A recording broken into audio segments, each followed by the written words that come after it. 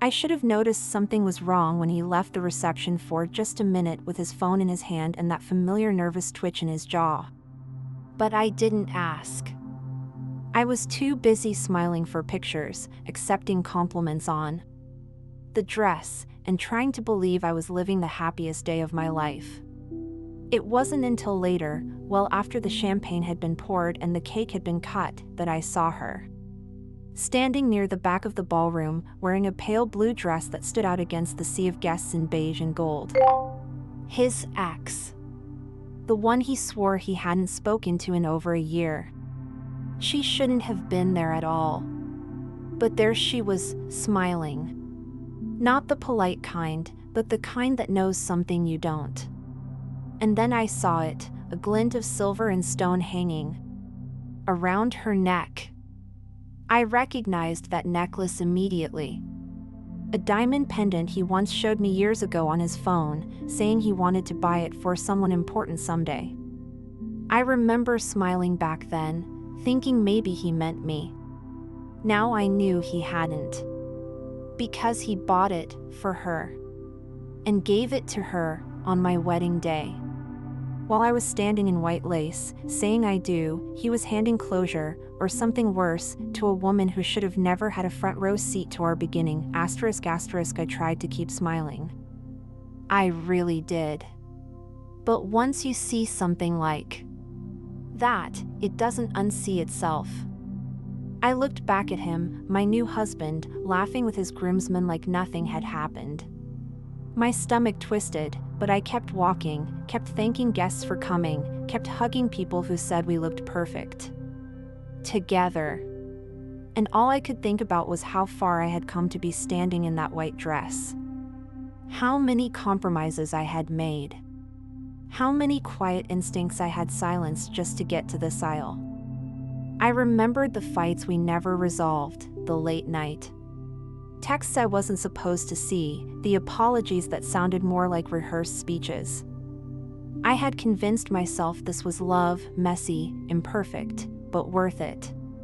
Now I was starting to wonder if I had confused love with effort. I kept circling the room, holding my champagne like armor, searching for her in the crowd, but she had disappeared. Of course she had. Her role was over. She had delivered her message, wordless, but sharp.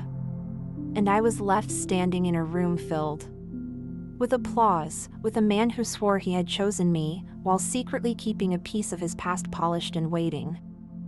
I excused myself and went to the bathroom. Locked the door. Took a breath. And remembered something he forgot. I was never the kind of woman who let a betrayal go unnoticed, especially not on a day I was supposed to be honored, ****. As I stared at my reflection in the mirror, I didn't see a bride anymore. I saw a woman. Standing on the edge of a choice, dressed in white but burning inside. My makeup was still flawless, my hair perfectly pinned, but something underneath all of that had snapped. Quietly. Cleanly. Not out of rage, but out of clarity.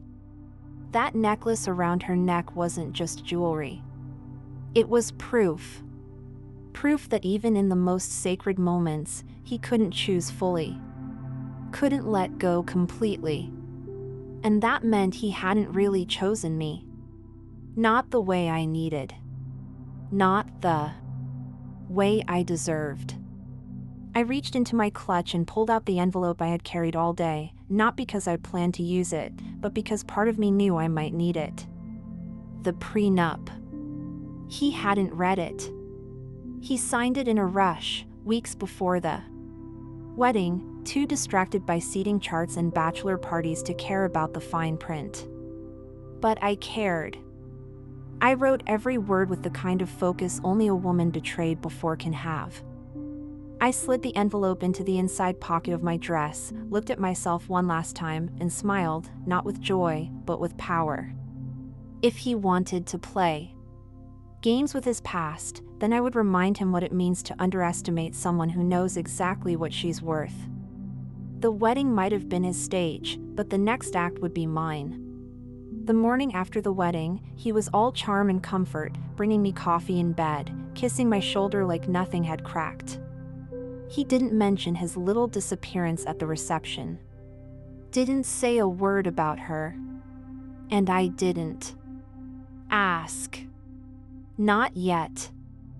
I watched him move around our honeymoon suite like a man confident in his own performance, humming as he packed his suitcase for the flight to Maui. He talked about ocean views and spa appointments like we were still on the same page, still playing the same story. But I wasn't playing anymore. I smiled, nodded, made the right noises, but something inside me had shifted. I wasn't angry in the loud, dramatic way he probably feared. I was quiet. Still. And that scared him more. At breakfast, he reached across the table and said, "I'm so lucky you chose me." I looked him in the eye and said softly, "You're right. You are." He smiled, thinking he had won something. But what he didn't realize was I had chosen him with conditions. I had written protections into that prenup for reasons he never bothered to ask. And now, I had seen enough to know I might need every one of them. Because love, to me, was never about possession. It was about respect. And handing a diamond necklace to a ghost from your past on the day you vow forever? That wasn't love. That was a mistake. One I wouldn't let define me, but one I wouldn't ignore either. I spent most of that day watching him through a different lens. The way he talked to the hotel staff, charming, but just a little too proud. The way he held my hand for photos but never looked at me between the flashes.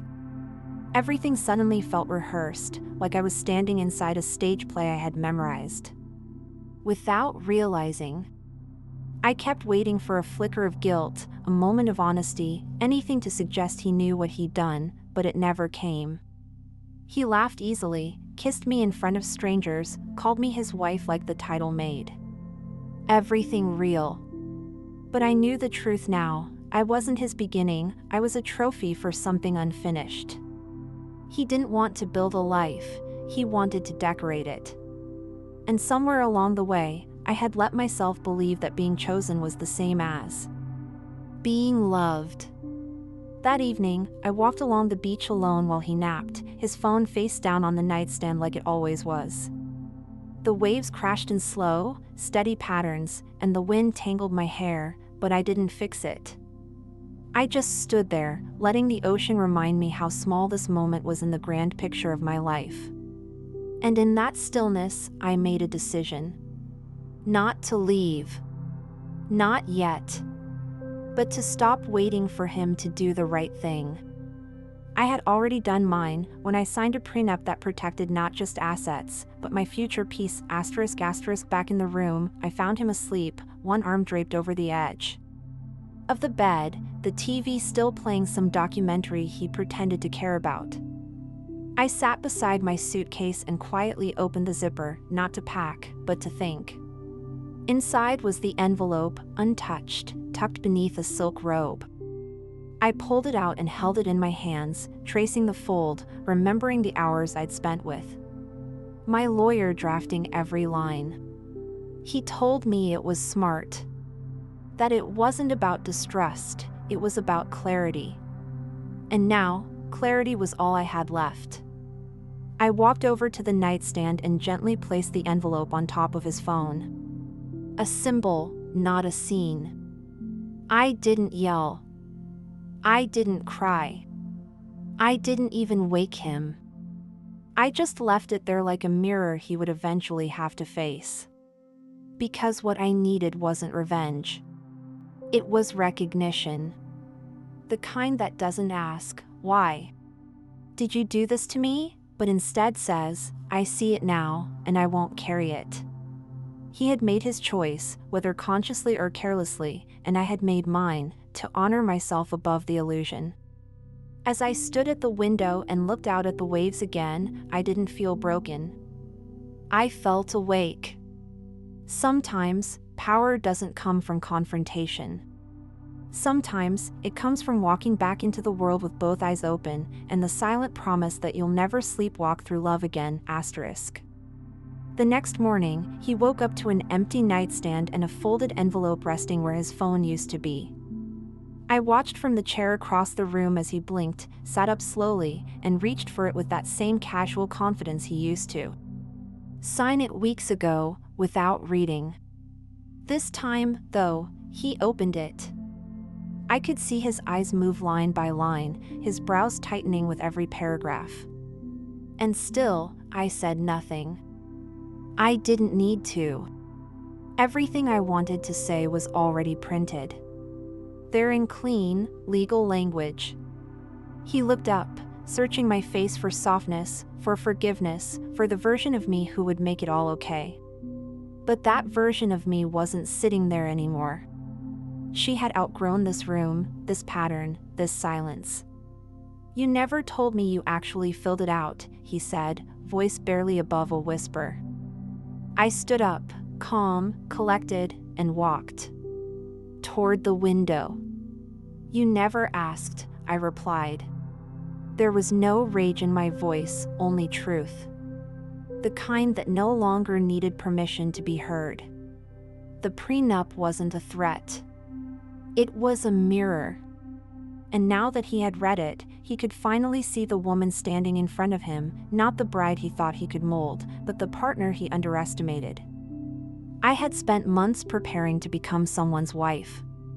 But in the quiet of that moment, I realized I had also prepared for something deeper, to never lose myself again, asterisk asterisk. He followed me around the suite like a man trying to rewind a tape already recorded. It didn't mean anything, he said, referring to the necklace, his voice tight with panic. It was just closure. I turned to face him, arms crossed, not out of defiance but out of calm. Closure isn't something you gift with diamonds, I said softly. Especially not on the day you promised me forever. He stared at me like he was trying to find the right thing to say, the version of truth that would land gently. But I was done cushioning his impact. I had spent too long translating his actions into something survivable. I didn't think you'd see it, he muttered. And that's when it hit me, not just the betrayal, but the calculation. He hadn't just made a mistake. He had gambled on my silence. Counted on me being so swept up in love and wedding lights that I wouldn't look too closely. And maybe, once, he would have been right. But not anymore. You didn't think I'd see it, I repeated. Or you didn't think I'd do anything about it? He didn't answer. He didn't have to. The silence between us said everything. It wasn't just about a necklace. It was about a man who wanted a wife he could parade, not a woman he had to face. And now, he was finally seeing the difference, too late, maybe, but clearly, asterisk asterisk. That night, I didn't leave. Not because I forgave him, and not because I was afraid. I stayed because I needed to decide on my terms, in my time. We spent the evening in the same room, barely speaking. He sat by the minibar, pretending to read emails. I sat on the balcony, watching the stars blink through thin clouds, listening to the sound of waves reminding me that life moves on, always. Somewhere deep inside me, I felt a strange peace. Not the kind that comes from everything being okay, but the kind that comes from finally seeing things clearly.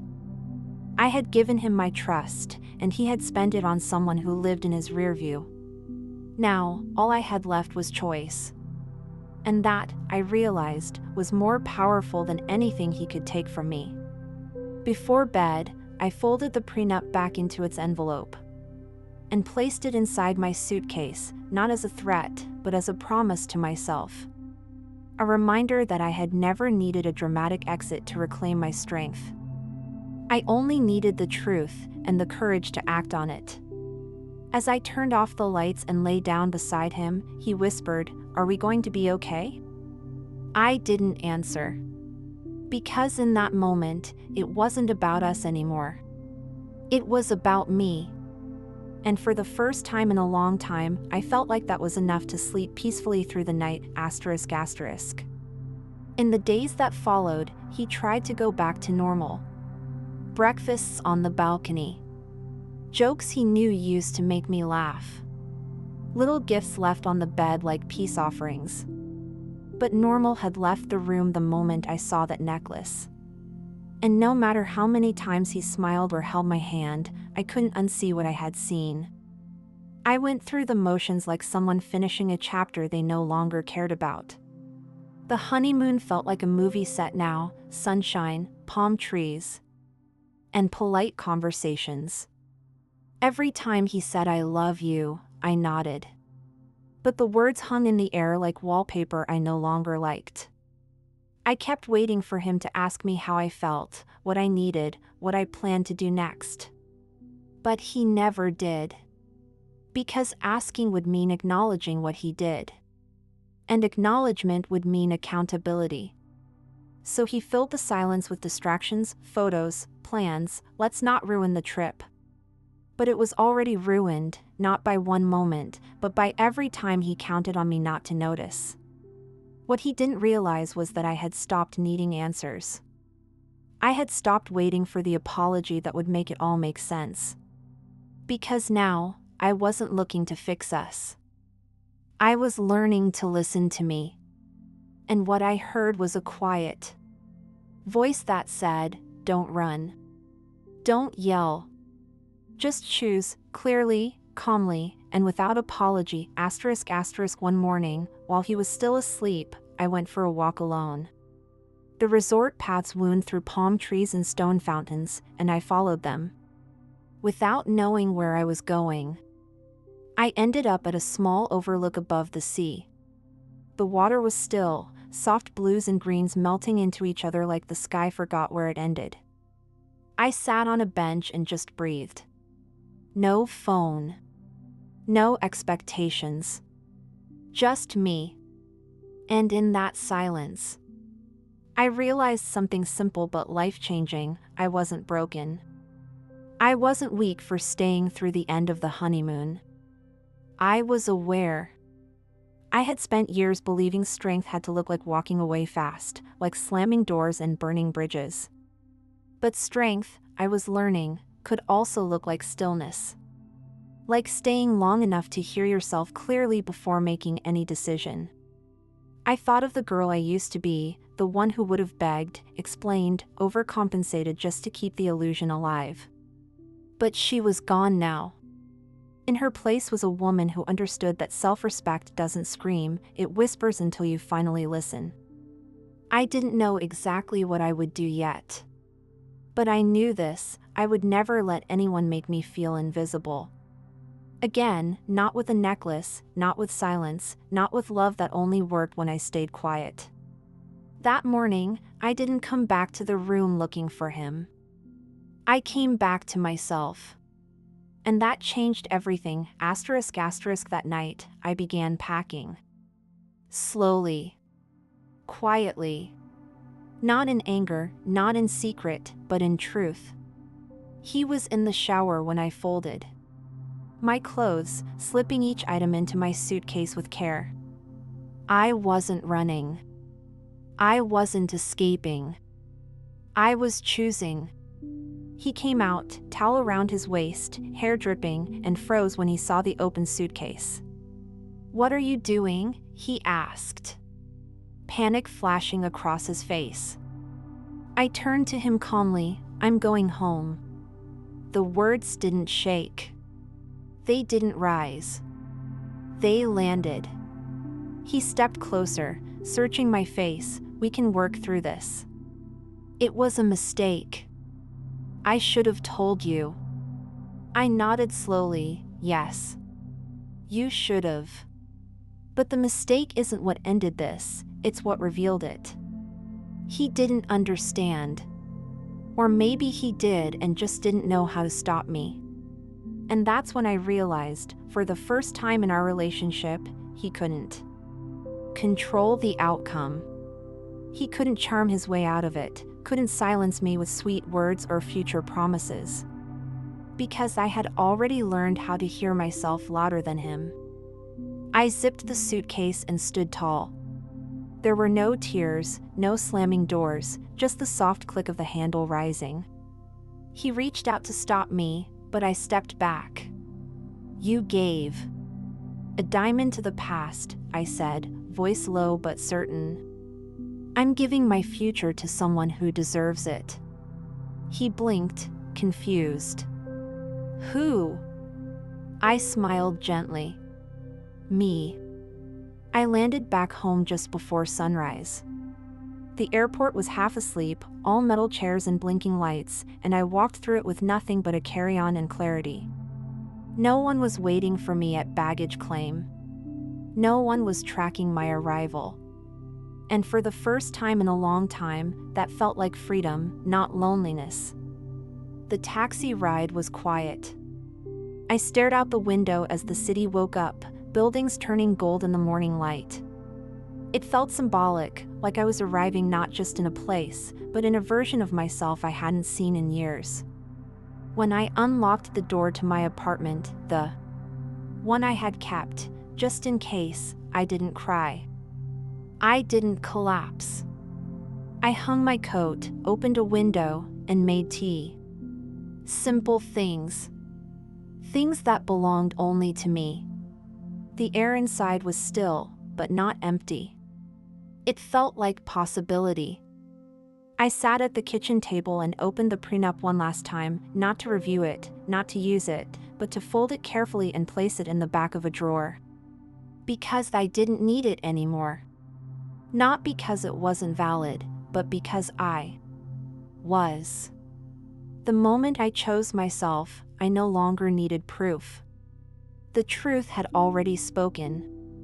And now, I was free, not from him, but from the version of me that thought I had to earn love by staying silent. ***. In the weeks that followed, people began asking questions. Some gently, some with the kind of curiosity that masks judgment. "What happened?" they'd ask. "You looked so happy." And I'd smile, not out of sarcasm, but out of peace. Because I finally understood that looking happy and being whole are not the same. I didn't tell them about the necklace.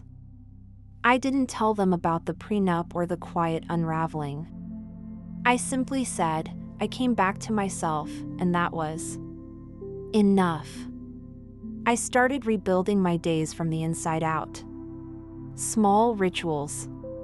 Slow mornings. Long walks without needing to explain where I was going. I returned to work, to friends, to places I used to love but had forgotten to visit. And with every passing day, I realized I hadn't lost anything essential, I had reclaimed it. There were still moments, of course, when a song would play, or a scent would remind me of the honeymoon that wasn't, and I'd feel a soft ache. But even then, the pain didn't own me. It visited, then passed. Like a wave that no longer knocked me over, just touched my feet. Healing, I learned, isn't loud. It's not revenge or declarations. It's silence you're no longer afraid of. It's choosing not to explain your worth to someone who never asked. And one morning, weeks later, I looked in the mirror and didn't recognize my reflection, not because I was lost, but because I had arrived. And for once, I wasn't waiting to be loved. I was already home, ***. Some time later, I walked past a jewelry store downtown, the kind with velvet displays and spotlights that make everything look eternal. In the front window was a necklace. Not the same as hers, not even close. This one was simple. A single pearl, suspended on a thin gold chain. I paused, staring at it not with longing, but with recognition. I stepped inside, not because I needed to replace anything, but because I wanted to mark something. A beginning. The woman behind the counter asked if it was a gift, and I smiled. Yes, I said. For someone I'm finally learning to love.